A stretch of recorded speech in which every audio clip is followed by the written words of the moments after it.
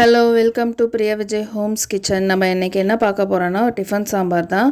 ஒரு டம்ளர் சிறுபருப்பு எடுத்துருக்கேன், அதை நல்லா வாஷ் பண்ணி எடுத்துக்கலாம். அது கூடவே ஒரு கைப்பிடி அளவு பெரிய வெங்காயம், ஒரு கைப்பிடி அளவு தக்காளி, ஒரு 2 பச்சை மிளகாய் எடுத்துருக்கேன், அதையும் சேர்த்துக்கலாம். கூடவே ஒரு 2 உருளைக்கிழங்கு சின்னதாக கட் பண்ணி வச்சுருக்கிறது அதையும் சேர்த்துக்கலாம்.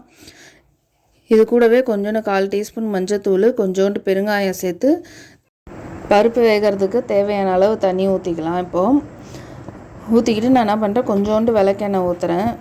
ஒரு ஸ்பூன் விளக்கெண்ணெய் ஊற்றிக்கிறேன். உங்கள்கிட்ட என்ன இருக்கோ அதை நீங்கள் ஊற்றிக்கோங்க. அதுக்கப்புறம் விசில் வச்சிடலாம். நான் வந்து ஒரு 3 விசில் வச்சு எடுத்துக்க 3 விசில் வந்துடுச்சு. இதை ஒரு ஓரமாக எடுத்து வச்சுட்டு ஒரு கடாய் வச்சு நம்ம அதில் வந்து குழம்புக்கு தேவையான பேஸ்ட் ஒன்று அரைக்க போகிறோம். கொஞ்சோண்டு எண்ணெய் விட்டு அதில் வந்து 2 ஸ்பூன் தனியா சேர்த்துருக்கேன். அது கொஞ்சம் பொன்னிறமாக வறுத்ததுக்கப்புறம் அது கூடவே ஒரு 1/2 ஸ்பூன் மிளகு, 1/2 ஸ்பூன் சீரகம், 1/2 ஸ்பூன் கடலைப்பருப்பு, ஒரு 4 காஞ்ச மிளகாய், இது எல்லாத்தையும் சேர்த்து நான் வந்து லைட்டாக பொன்னிறமாக வறுத்து எடுத்துக்கிறேன். இது கூடவே துருவின தேங்காய் சேர்த்து வறுத்துக்கலாம். இதோடு சேர்த்து இது கொஞ்சம் வறுத்ததுக்கப்புறம் அதை கொஞ்சம் நேரம் ஆற விட்டுட்டு நம்ம அரைச்சிக்கலாம். இப்போ தாளிக்கிறதுக்கு அதே கடாயில் கொஞ்சம் தேவையான அளவு எண்ணெய் விட்டுட்டு அதில் எண்ணெய் சூடானதும் கடுகு உளுந்து சேர்த்து பொரிஞ்சதுக்கப்புறம் அது கூட ஒரு 2 காஞ்ச மிளகாய் சேர்த்துக்கலாம். அது கூட கொஞ்சோண்டு கருவேப்பிலை சேர்த்து இதெல்லாம் பொரிஞ்சதுக்கப்புறம் ஒரு பெரிய வெங்காயத்தை நீல வாக்கில் கட் பண்ணி வச்சுருக்கேன், அதையும் சேர்த்து நல்லா வதக்கிக்கலாம். வதக்கிறதுக்கு கொஞ்சோண்டு தேவையான அளவு உப்பு சேர்த்துக்கிறேன் நான்.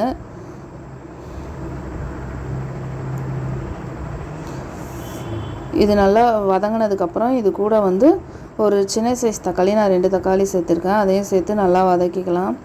இதெல்லாம் சேர்ந்து நல்லா மசிஞ்சு வரணும், அந்த மாதிரி வதக்கிக்கலாம்.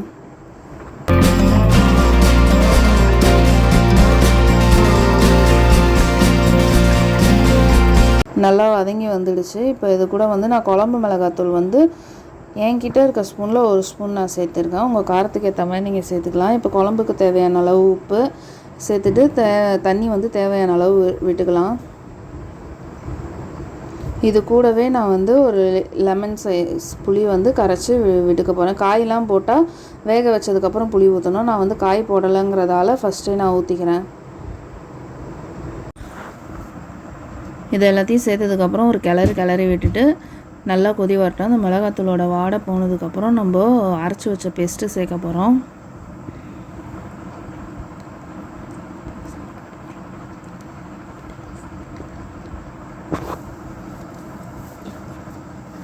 நல்லா கொதி வந்துச்சு. இப்போ வந்து நம்ம வந்து தனியா, காஞ்ச மிளகாய் எல்லாம் சேர்த்து அரைச்சி வச்சோம்ல, அந்த பேஸ்ட்டை வந்து இப்போ சேர்த்துக்கலாம். இது சேர்த்து ஒரு 2 நிமிஷம் நல்லா கொதி வரணும்.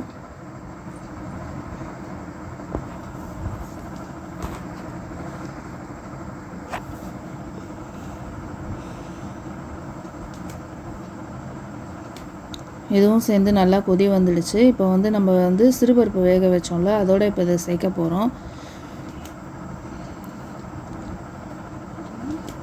அதோட சேர்த்துட்டு எல்லாத்தையும் நல்லா ஒன்றா மிக்ஸ் பண்ணி விட்டுட்டு நம்ம நல்லா ஒரு 2 கொதி நல்லா வந்ததுக்கப்புறம் இறக்கிறதுக்கு முன்னாடி இதில் வந்து கொத்தமல்லி தூவி இறக்கிடலாம்.